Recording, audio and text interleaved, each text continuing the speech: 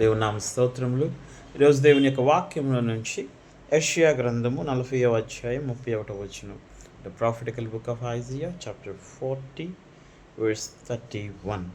యెహోవా కొరకు ఎదురు చూచువారు నూతన బలం పొందుదురు. వారి పక్షిరాజుల వలె రెక్కలు చాపి పైకి ఎగురుదురు. అలయక పరిగెత్తుదురు, సొమ్మసిల్లక నడిచిపోదురు. But they who wait for the Lord shall renew their strength.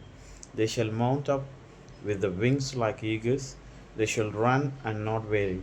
They shall walk and not faint.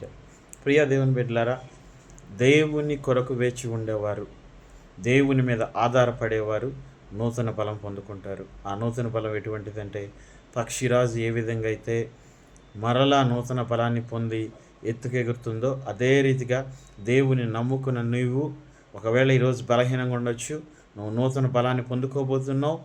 ఎత్తైన స్థలంలో ఇంకా ఉన్నతంగా దేవుడు నేను లేవనెత్తబోతున్నారు.